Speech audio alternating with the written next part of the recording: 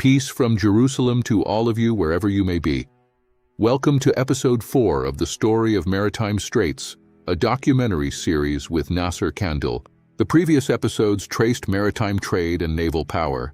Trade moved from spices, silk, tea, perfume, and precious metals to iron, grain, coal, oil, machinery, and containers. Seaborne cargo grew from roughly 500 million tons at the beginning of the 20th century to 2.6 billion in 1970 and 12.3 billion in 2023. The sea came to carry around 80% of world trade by volume. Straits became part of the internal machinery of the world economy. Refineries need continuous energy. Factories maintain limited inventories and precise delivery schedules. Ships may avoid a strait, but longer routes cost time, fuel, and money.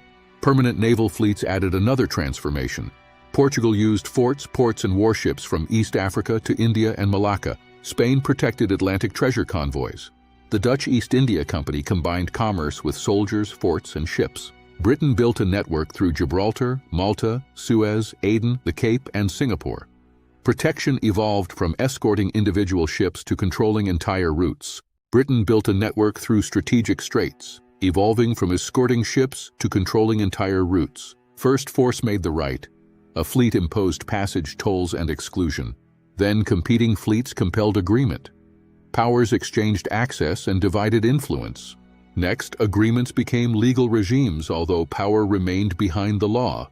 Finally, fleets claimed to protect rights organized by law, sailing under the language of freedom of navigation and commercial security.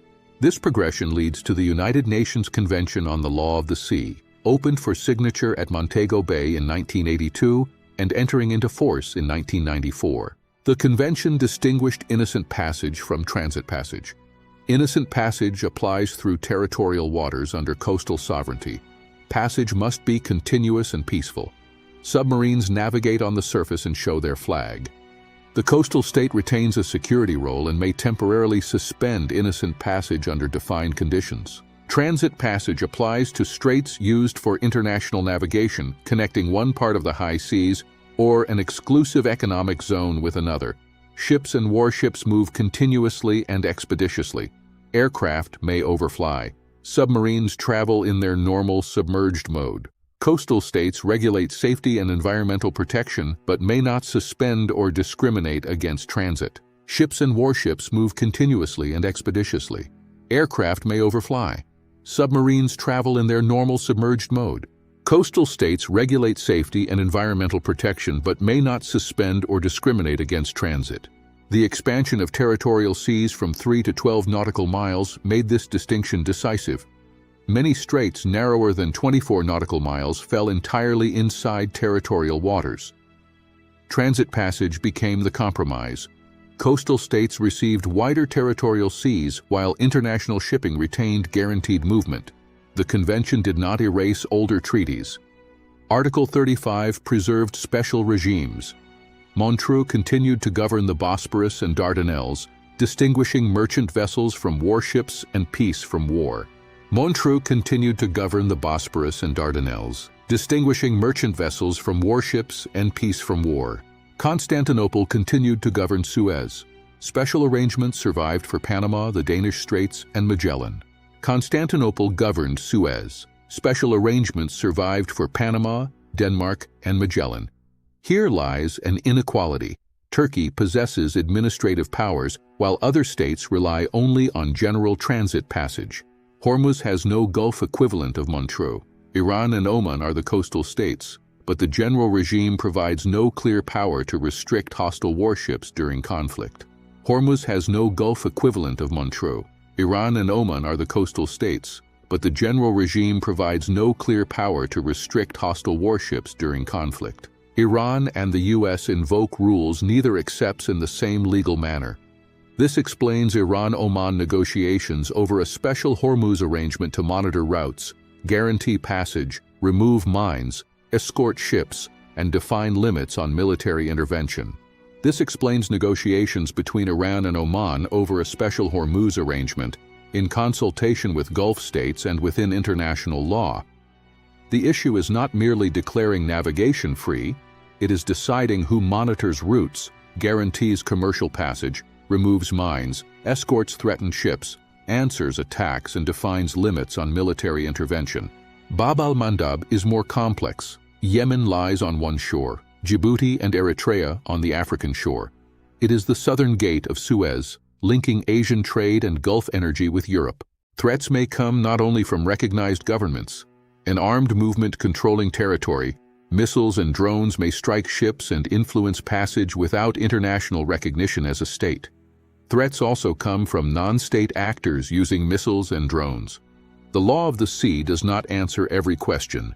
May escorting warships only intercept missiles, or may they strike launch sites on land? Are escorted ships neutral commerce, or are they supplying a party to war? Does freedom of navigation include transporting weapons to one side? Are escorted ships neutral commerce or war supply? Does freedom of navigation include transporting weapons? Who determines if an armed authority possesses security rights? When foreign fleets use force in the name of navigation, where does protection end and participation in war begin? These questions reveal the distance between a convention written for relations among states and a reality in which armed non-state actors control coastlines and threaten shipping. Repeated crises in Hormuz and Bab al-Mandab impose a broader debate. An Iranian-Omani Hormuz agreement could become a Gulf version of Montreux. A Bab al-Mandab arrangement would require coastal states and regional and international powers. Such precedents would not remain isolated.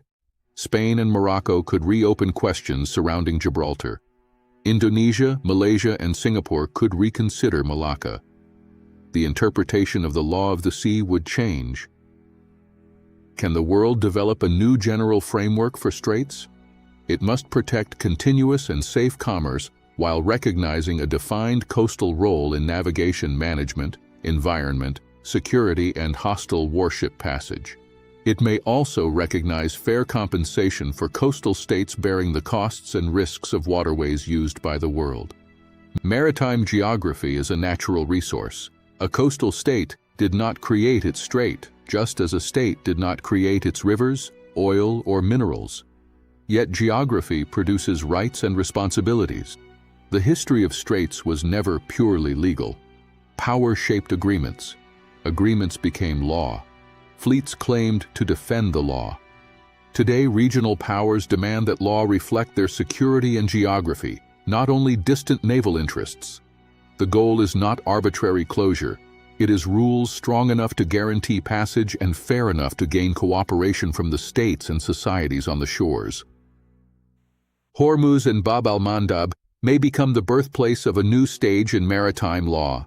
Global commerce with regional responsibility, freedom of passage with coastal sovereignty, and commercial security with limits on military movement. In the next episode, we examine colonial campaigns. Until then, peace from Jerusalem to all of you.